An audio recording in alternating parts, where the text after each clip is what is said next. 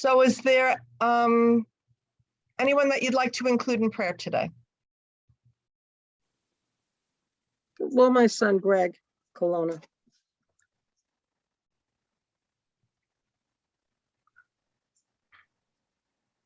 And my granddaughter, Olivia.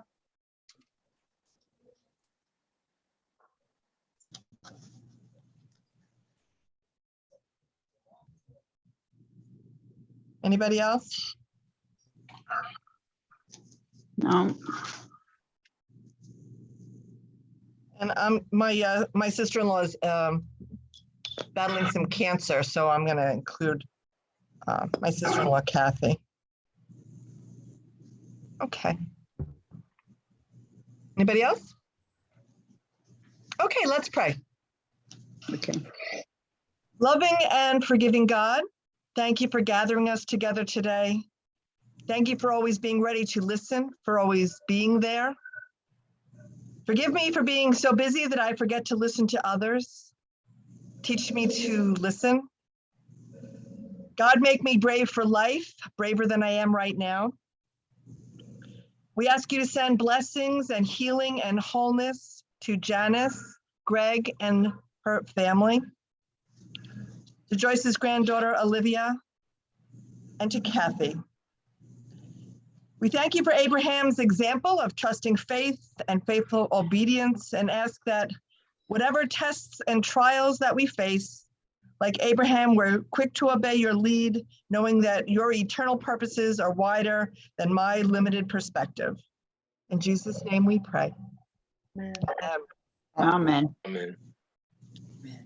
All right, so the last couple of weeks, we were, we talked about creation, and we talked about Noah and the flood, and these are what we call primeval or primordial stories. They're oral origin stories, and they have been found in other civilizations, especially Mesopotamia, long before they were written down in this part of the world.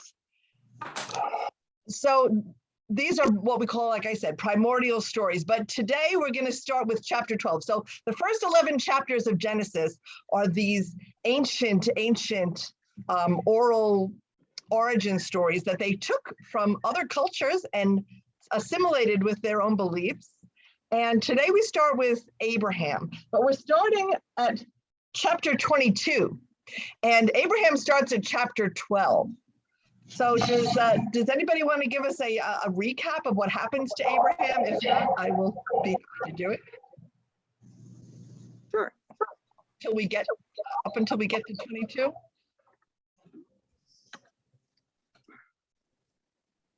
Anybody want to share, or I'll just jump in?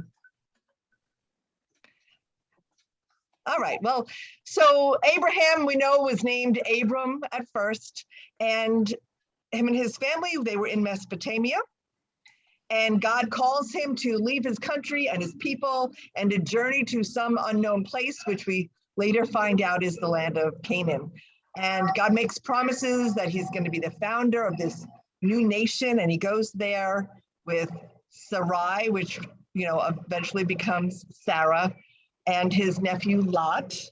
And along the way, he's not so great to Sarah. He, I hope you guys remember, he kind of gives her to the Egyptian pharaoh and says like, oh, it's my sister, it's not my wife. And then he does the same thing again. He gives her to Abimelech. So we have some not such great stories about Father Abraham, in my perspective, about how he's treating Sarah. But then he gets to the land of Canaan, and Abraham receives promises and the covenant, and that, how he says all the stars and all the sand, you're going to have all these descendants, and you're going to make this numerous nation. And at this point, Abraham is getting quite old, but eventually he has a son, Ishmael, you all remember that, with Sarah's servant Hagar. And then when Abraham's 100, he finally has a son with Sarah, who was 90 at the time. And, Sarah makes Abraham send Hagar away. And Isaac is promised as the source of this great nation. So that's an important part right before we begin our reading today. In chapter 21:12, just important for us to know before we begin today's reading is Isaac, that offspring shall be named for you. And God is telling Abraham, Isaac will be the source of this great new nation. So Abraham knows that leading into our reading for today, which is going to be chapter 22, verses 1 to 18. So what I'd like to do is have one reader, have us read through the whole thing. So we kind of get the larger overall picture, and then we'll go back in and dig through it in detail. So could I have a volunteer to read verse 1 to 18?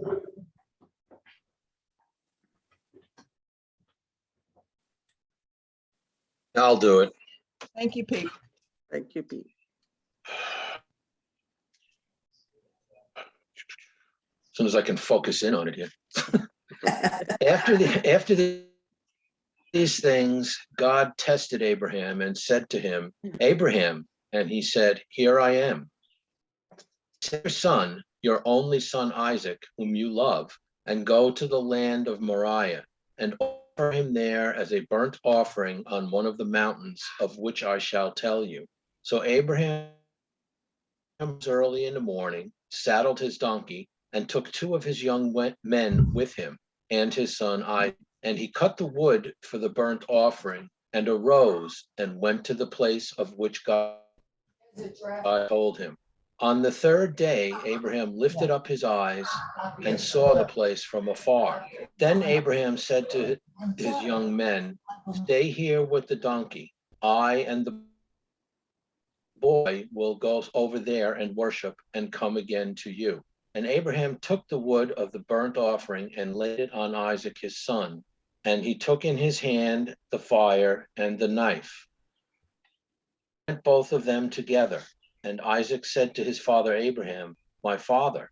And he said, my son. He said, behold, the fire and the wood, but where is the for a burnt offering? Abraham said, God will provide for himself the lamb for a burnt offering, my son. So they went both of them together. When they came to the place of which God had told him, Abraham built the altar there and laid the wood in order and bound Isaac and laid him on the altar on top of the wood. Then Abraham reached out his hand, took the knife to slaughter his son. But the angel of the Lord called to him from heaven and said, Abraham, Abraham. And he said, here I am. He said, do not lay your hand on the boy or do anything to him. For now I know that you fear God, seeing you have not withheld your son, your only from me. And Abraham lifted up his eyes and looked, and behold, behind him was a ram caught in a thicket by his horns. And Abraham went and took the ram as a burnt offering instead of his son. So Abraham called the name of that place, the Lord will provide. As it is said to this day, on the mount of the Lord it shall be. And the angel of the Lord called to Abraham a second time from heaven, said, by myself I have sworn, declares the Lord, because you have done this and have not withheld your only son, I will surely bless you, and I will surely multiply your offspring, stars of heaven, and as the sand that is on the seashore. And your offspring shall possess the gate of his enemies. And in your offspring shall all the nations of the earth be blessed, because you have obeyed my voice. Thank you. 18, you said. Yeah. Yep, that's perfect. Well, I mean, there is that one last verse. And Abraham went to Beersheba. Okay. All right. Well, that was a long passage, but any initial thoughts before we dig in detail? Scary. I always wonder what Isaac's reaction was. Did he just lay there still? Did he wiggle around? Did he fight? Did he say, "What the heck are you doing, Dad?" Absolutely. Other thoughts on that? Oh, I forgot what I wanted to share with you. Let me see if I can, Pastor, can you give me the opportunity to share screen? You should be able to. No, okay. Try it. Oops, hold on a second.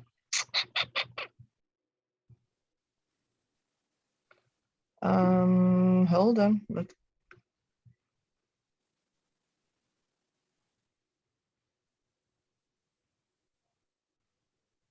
I had it up here.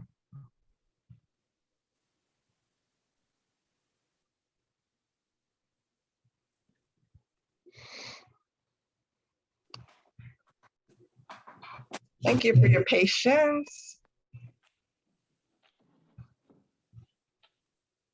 Oh, you know why I put it in a Google slide? Let me see. I wanted to show you a couple of images of this story. And I just have to pull it up.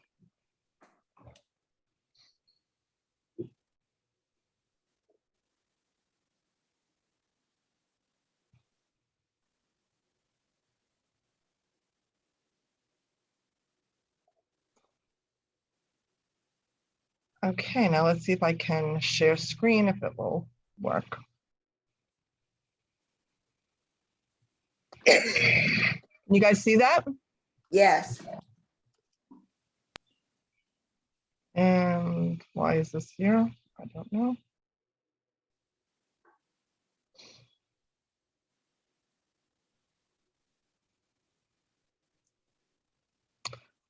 Everybody see that? Yes. Okay, so this is there's two famous paintings of this Bible story that I thought would be nice to share.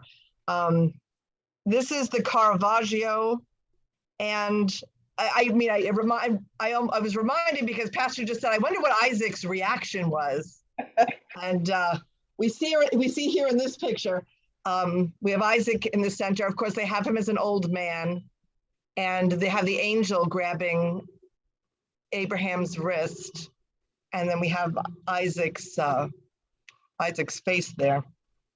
And then here's the Rembrandt. These are the two of the most famous. Oh, and you see in the Caravaggio the ram stuck in the thicket in the background, and the village down the mountain.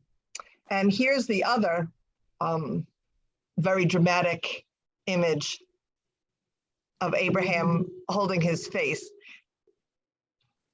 of Isaac. So I just wanted to share, these are the two most famous paintings of this story, Rembrandt's and Caravaggio's. All right, so it just kind of gives us a little sense of thinking about what emotions Isaac might have been having.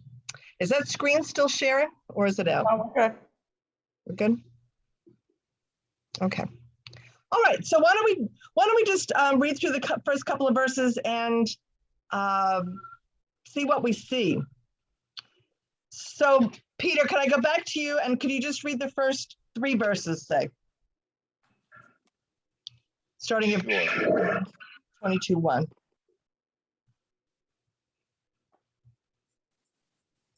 And after these things, God tested Abraham and said to him, Abraham, and he said, Here I am. He said, Take your son, your only son Isaac, whom you love, and go to the land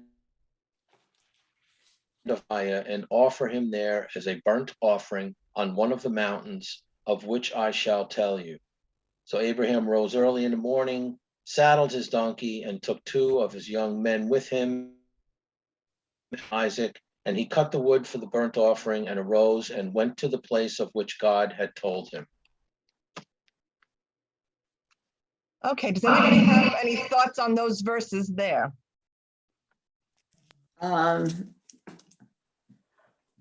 Only son that he loved. Yeah, interesting, right? Because we know he has Ishmael, right? But Ishmael had been already sent away. So Isaac is the only son he had left at this point because Ishmael's gone.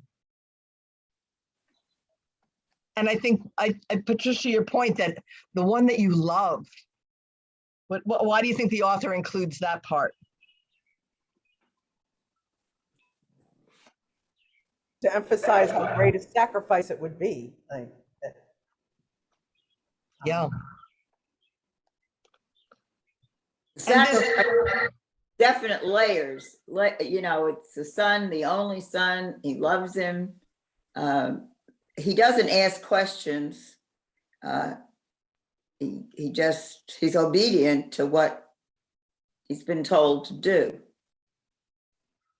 right, it's the biblical "here I am" that we hear over and over again. Here I am. And then people do what God tells them to do. I like Patricia's point that there's layers to that. It's your son. Of course, we know that sons were valued above daughters, right? It's your only son, and you love, and the son that you love.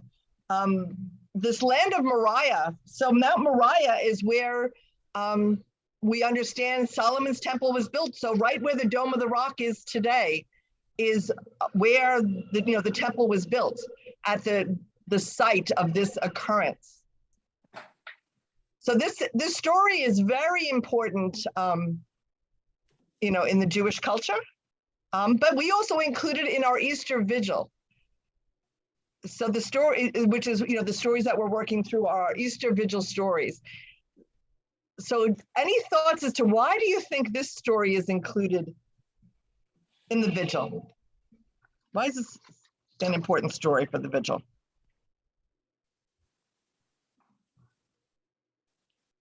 Well, Jesus was God's son. That's right. Sacrifice of the Only only. son was being sacrificed, I think. That's right. So a parallel there with Jesus and the crucifixion. Yeah, did everybody pick up on that? Have you, when you heard it read through the first time? Sundays. Yeah. Okay, and just on that last verse that he's got servants and donkeys, and we may maybe infer that Abraham had some means, perhaps. Pete, could you read verses 4, 5, and 6?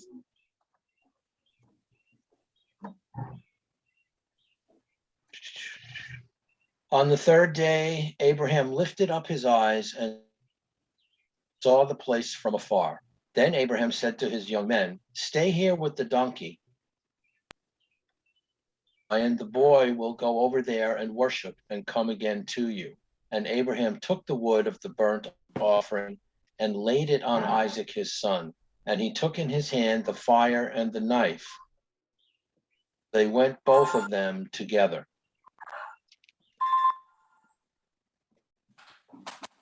All right, what grabbed me in verse 4, I don't know about you guys, but on the third day, so they were traveling for 3 days. Abraham had plenty of time to change his mind. So, he obviously was quite determined, because 3 days of travel and he still kept going. He knew what they were going to go do. But so 3 days of travel didn't change that.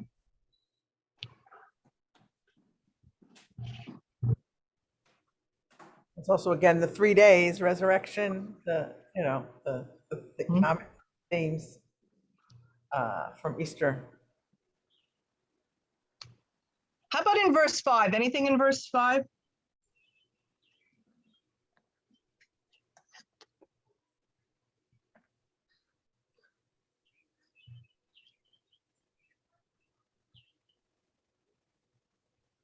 Well, he said he was going to go worship and then come back. He was lying to them. Well, he says, we will come back. So Janice, was he lying? Or did he believe that God would save Isaac?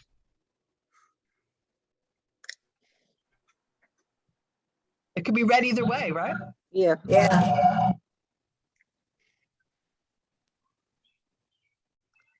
Except we know that before this verse, that little part that I read in chapter 21, God speaks to Abraham and promises him that the nations will be, that Isaac will be the source of all the nations. So Abraham does have that,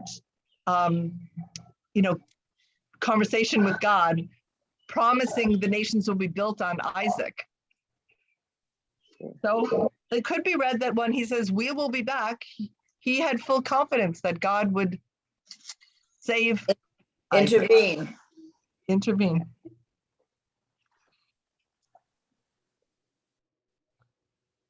Now that verse 6 kind of is the part that the two painters, Rembrandt and Caravaggio, grabbed that moment,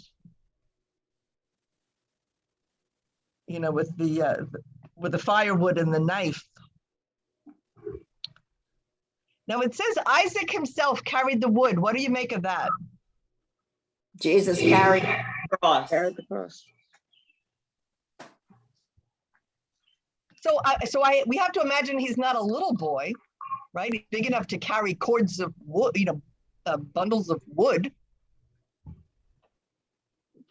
But we don't really know how old he is. In fact, many Jewish scholars say that Isaac was an adult. He was a man who knew what was going to happen and went willingly with his father. So there's that interpretation as well. And he was smart enough to know that there was the fire and the wood, but where was the lamb? Where was the object to be sacrificed? Yeah, he didn't know it was him.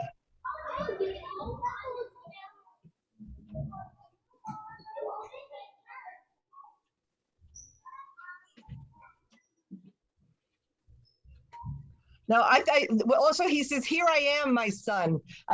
When God called Abraham, Abraham said, "Here I am," and then Isaac calls his own father, and his own father says, "Here I am."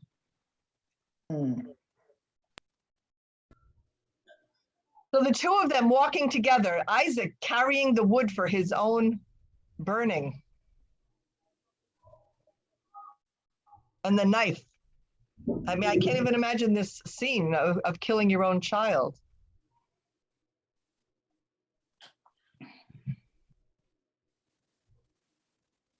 Well, again, it's the reference to back, God will provide, that they're trusting in that God will provide something, either a lamb or a way out or something, some kind of miracle that God will provide for them.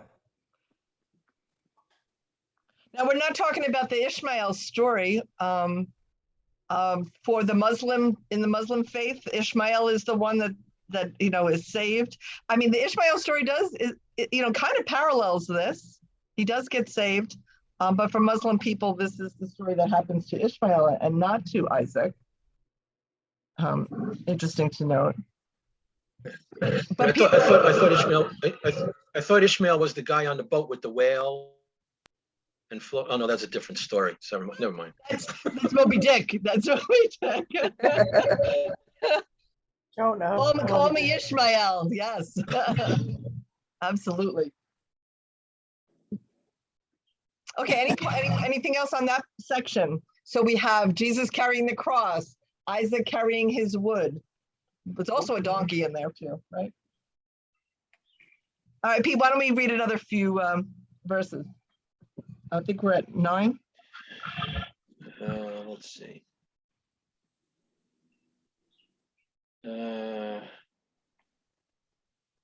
We're at Verse 9.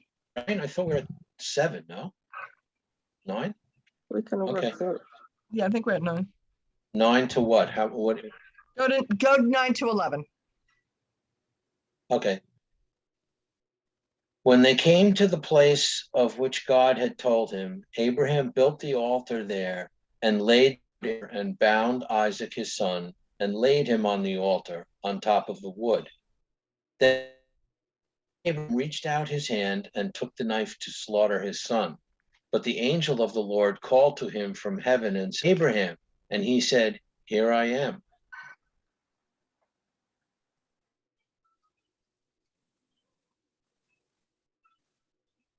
So why do you think, why is God asking, why, this is called Abraham's test.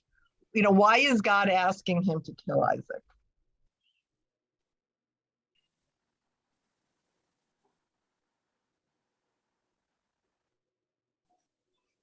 What, say that again, Victor? Why is, Why is God testing Abraham to begin with? Why is he asking him to do this? test of faith?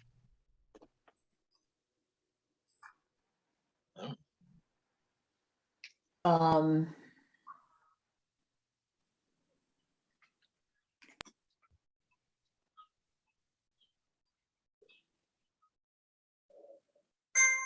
Yeah, I think Pete has it, right?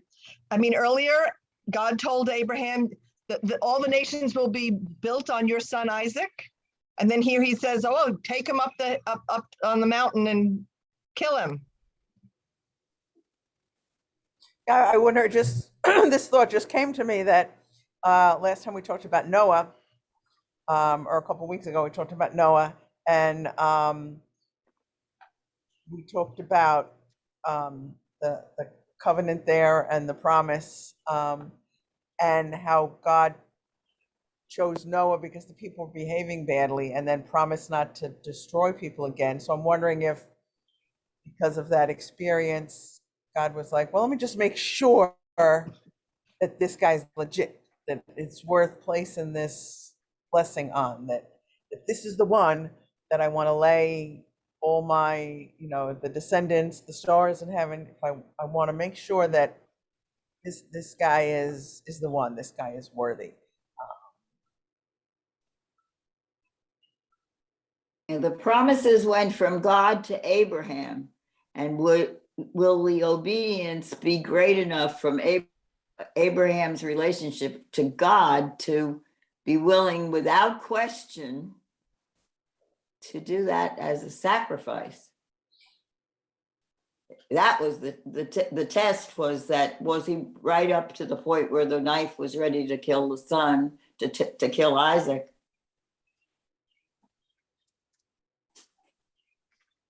Absolutely. I mean, what a test, right? I mean, the ultimate test. I mean, could you think of any? But the anything test for Jesus, there was no intervention there. There was nobody to stop the nails to go into his hands. There was no rescue. There was no rescue. There had to be complete death, complete. The whole thing had to be. Well, we were the ones rescued, right? I was going to say, we were the ones that were tested. We were the ones rescued there. We were the ones that maybe should have saved Yes. him. And did we? And No. when it was time, what did we yell? When they asked us, who should we release? And they said, give us Barabbas. They didn't want to be bothered with Jesus. They wanted him to go and pay this penalty for a crime he never committed. Yep, so we failed that test. It's for us. What did you say? I said, we failed that test. Yeah, like many, not the first time. No? So we're more like Isaac and the ram that got stuck in the thicket. Yeah. Is Could more he like see us? Jesus. Were we there? Were you there? Yeah. Did we answer, here I am, right? Yeah. Here I am to jump in and save you. Powerful stuff. It is. All right, why don't we continue? So we left off at 11. So why don't we do 12 and 13? He said, do not lay your hand on the boy or do anything to him. For now I know that you fear God, seeing you have not withheld your son, your only son, from me. And Abraham lifted up his eyes and looked, and behold, behind him was a ram caught in a thicket by his horns. And Abraham went and took the ram and offered it up as a burnt offering instead of son.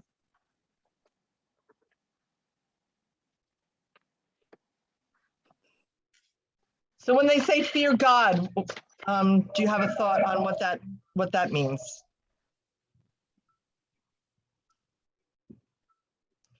Now I know that you fear God.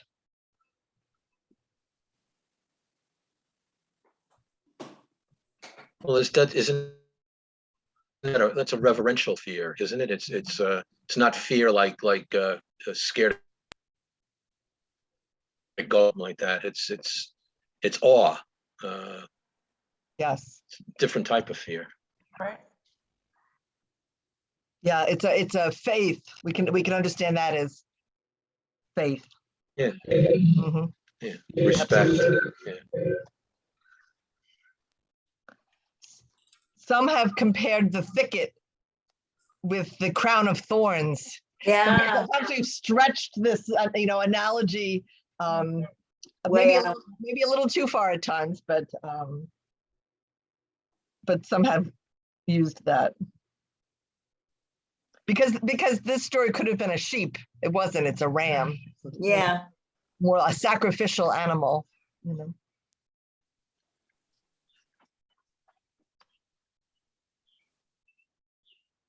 Okay, why don't we do another couple, Pete?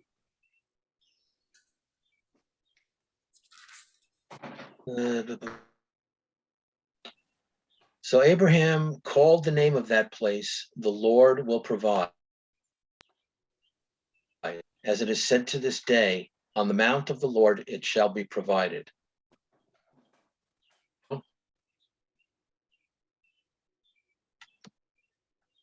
So we know where this location is, the center of where the temple rests, the center of the faith where the temple was built. We know this location today. I mean, that's the tradition of what this location is.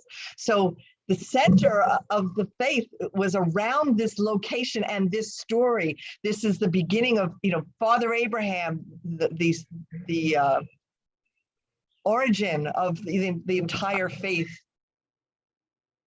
wraps around him. And then this location where the temple was built wraps on this story. In the Jewish tradition, this is referred to as the binding of Isaac, this story. And again, it's the story of God providing, God being with the people that would continue through the rest of the biblical story. God placing the trust in Abraham and his descendants, and Abraham placing the trust in God. That relationship begins here. Yeah, they use the word akina, if you ever see that in your travels. And any other story in the Bible that uses the word binding or bound, especially in the translation, like the bent over woman, the language there was that she was bound. So that's why it's important when you hear that same language, and it's often going back and referring to this story and the lessons of this story, even though it's other parts of the Bible. Okay, let's continue. Why don't we do 15 and 16? And the angel of the Lord called to Abraham a second time from heaven and said, by myself I have sworn, declares the Lord, because you have done this, your son, your only son. I will surely bless you, and I will surely multiply offspring as the stars of heaven and as the sand that is on the seashore. And your offspring shall possess the gate of his enemies. And in your offspring shall all the nations of the earth be blessed, because you have obeyed my voice. And once again, Abraham went to Bathsheba. All right. That's right. So this is actually Anticlimactic after that. a little anticlimactic. We don't Like even the scene include it. setting, got to move him from place to place. Then he went to Bathsheba. This is a repeat of when the beginning of the Abraham story, way back in chapter 12, which we're not looking at today, but when God calls to him originally and says, you're going to go to this new land, you have to find it, you don't know where you're going. And Abraham steps out in faith, and he just picks up his family and he leaves and he goes where God tells him to go. And, God makes the promises, the same thing with the stars and the sand. And then he goes off and he, goes on all those other adventures for the last, so many chapters. And the story does continue. But it is repeated again here with the story of Isaac. It's almost like he's reaffirming, reminding Abraham that everything will generate now from him and from Isaac. It's kind of a repeating the beginning of the Abraham portion of Genesis. And with Isaac being an older boy, I don't know how old, but he's not like an infant that doesn't know what's going on. He's aware of what happened. This experience had to affect his faith as well. That he has experienced God's test. He has experienced God providing God and what it means to obey God, and that will kind of structure his life and his relationship to God going forward.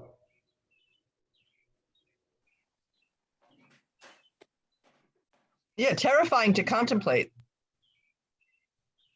what he must have felt. Yeah, I'm sure this is not an experience you easily get over. This is one of those near-death experiences, to be sure.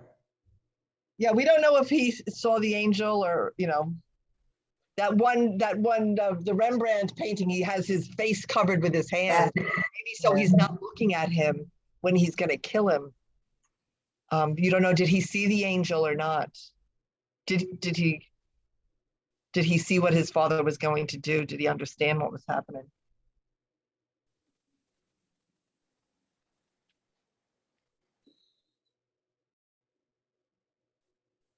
So obedience to God, obedience to the giver, not the gift, as it were. That obedience to God is more important than your paternal love. And is this even a test if he doesn't love Isaac?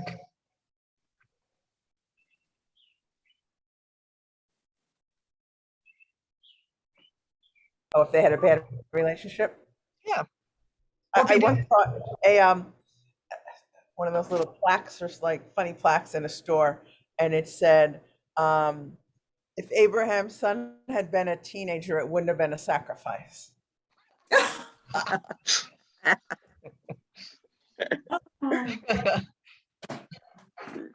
Everyone that's had a teenager knows how you have those days. Yes. Yeah, it's interesting to contemplate, how old he might have been, would it have been more painful at a certain age or wouldn't it have mattered? Or, did he explain it to Isaac and that's why Isaac willingly carries the items? I mean, things we don't know.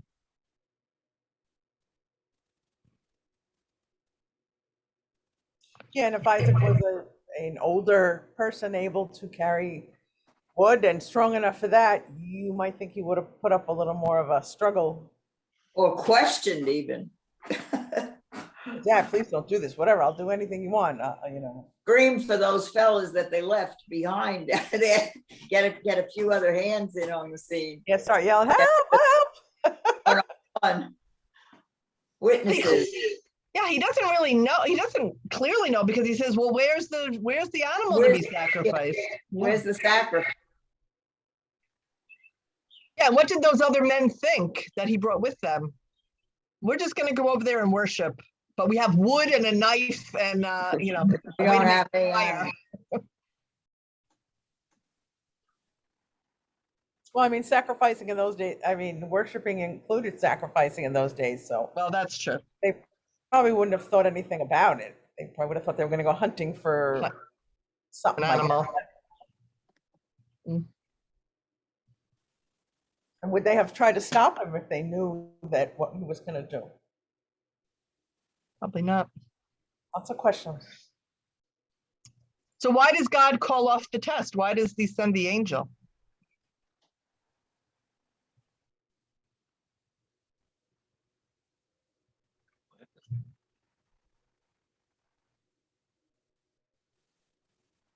Because he saw the willingness to kill. He saw Abraham's willingness to slaughter his son.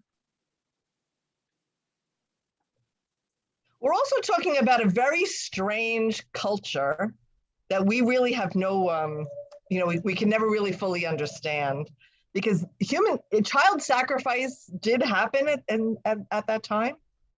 And I don't think this story is about child sacrifice. And in fact, the Old Testament condemns child sacrifice, but in that part of the world, that was something that happened. We have awful anthropological evidence of locations where they would go to kill children and so forth. So it's a very strange culture in which that occurred. And the Old Testament condemns child sacrifice as a way to stop it. What was the rationale for the sacrifice? Were they thinning the herd or what? Well, in these other cultures with multiple gods, it was a way to appease gods for different things that were happening. So if you gave up your son, oh, look how much I love you, God. I'm giving up my child for you. You get points with God. We see that, repeated with Moses, with the Passover, and even with Jesus, with the killing of the sons, The firstborn. So, this was a very unusual, even through, many, many centuries, they had very unusual practices that we really can't get our brains around. But I don't think this story is really about human, child sacrifice. It's, what do you think it's about? What is it essentially, why is this story so important? What are they getting at here?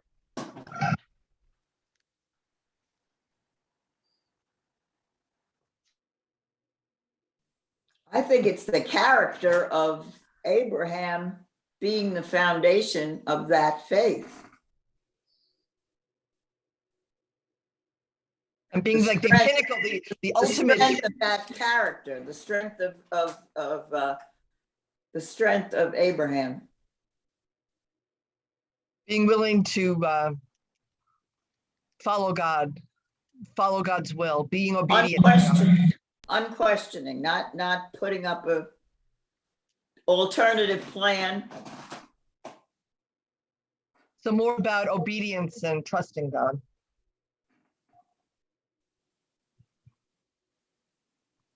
They don't say too much about the way Sarah felt.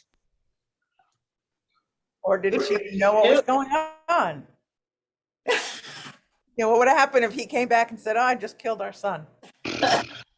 Your only son that you had when you were 90. Yeah. I killed him. He would have been the next one. That's right. Next one to go.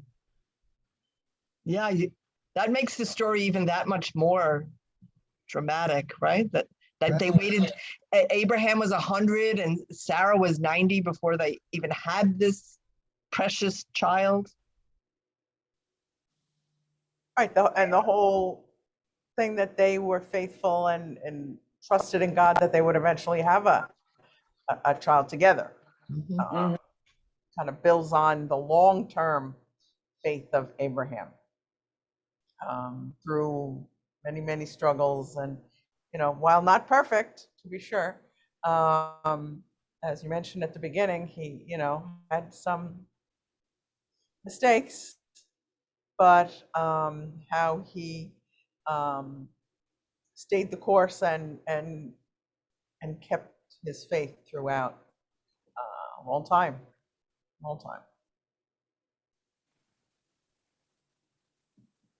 Yeah, so maybe we go back to, again, that comment in chapter 21, that Isaac, that the offspring shall be named for him. So the fact that that's 21:12 for anybody that wants to look at it. Do not be distressed because of the boy and because of your slave woman. Whatever Sarah says to you, do as she tells you. For it is through Isaac not Ishmael, Isaac, that offspring shall be named for you. So maybe Abraham really had such deep faith and trust that God had said that to him, that even up to the point where he, had the knife in his hand and, he was, had his other hand on Isaac and he had him bound with rope, that maybe he believed up until that very moment that God would send an angel. Right, that God would find a way. And I think that's, same with Moses, right? That God found a way to get them out of Egypt, to get them to the wilderness. God keeps finding a way, even though we don't understand it or we don't know it, we can't predict it. It's just the trust that God will find a way somehow to get us through it. And I mean, I'm surprised. Well, I don't know. It doesn't mention it here, but I could imagine that as he's getting ready, he's praying, "Oh, please, God, don't make me do this. Please, God, don't make me do this. Please, God, don't make me do this." And I love that, because maybe that's the lesson for us, that when you think there's no, you're at a point of desperation, or it's the end of something and you don't see how anything could possibly change, that God can make a way, even in the most dire of situations and circumstances, that God can make a way.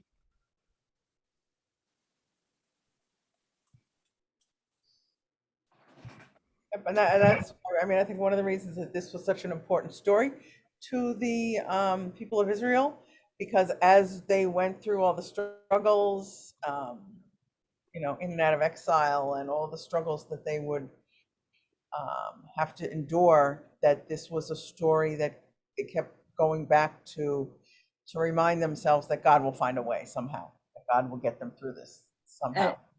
Even the food, providing the food in the wilderness, God would provide one time or the, at the last moment. They're not going to starve and die after they've come through all that ordeal. They're going to be able to be fed with manna. Mhm. Yep. Now, when I heard that hymn, "Here I am, Lord," I always thought of Samuel and Eli, that whole story. Yeah, He's sleeping and here I am, here I am. there's the voice. But that language now kind of takes on a different meaning. Here I am, Lord. Am I willing to, follow your will and be obedient and trust in you through everything? Here I am, Lord. With this story, it takes on a very powerful understanding. Because there's more action. There's more action in this one about the the very final thing. If they carry out whatever God wants him to do, is the death of his son. Right. Not There's a lot more risk involved in this. a service involved. It's not like, I'm here, use me to tell about you, use me to show my faith in you. But to complete an action like that, right up until the end, how many people could actually, I don't know, very hard. A very risky "here I am" that he is saying. And interesting how, when last time we talked about Noah and so much faith that God put in that one family, right? He saved Noah and the sons and the wife, put so much faith in recreating the world with that one family. And here we have Abraham, and so much of Genesis is really, is kind of wrapped around God putting, again, the origins of this faith in this family. Dysfunctional at times, but still a family. Aren't we all? A lot of numbers in it, though. He certainly promised him plenty of numbers to be faithful followers to him. A lot of numbers, the stars and the sand, and wonderful foundation that he is. His actions were his faith. Because you have obeyed my voice. Yep.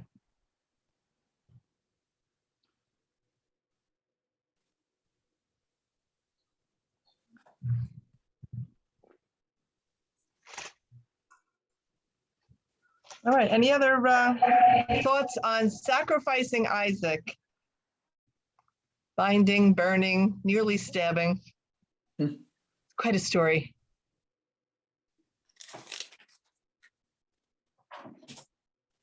And an essential story. So like I said, we use it in the vigil, and we talked a little bit about all the reasons it's included in the vigil. Next week, we're going to be talking about the Red Sea, I believe. Yes. So we're going to jump all the way over to, yeah.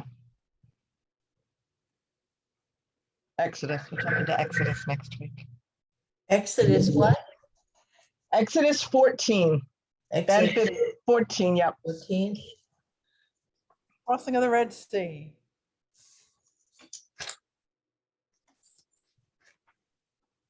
I will not be here next week. I will be on my way back from Annapolis. I have my grandson started a theater program, and he asked me to come down for Tuesday night. They have their first performance. So Oh, Oh, okay. on my way back from Annapolis during your time. Travel good. how old is he now? 7.5. Ah, Oh, that's great. Enjoy. Thank you. we'll be talking about Moses. Okay.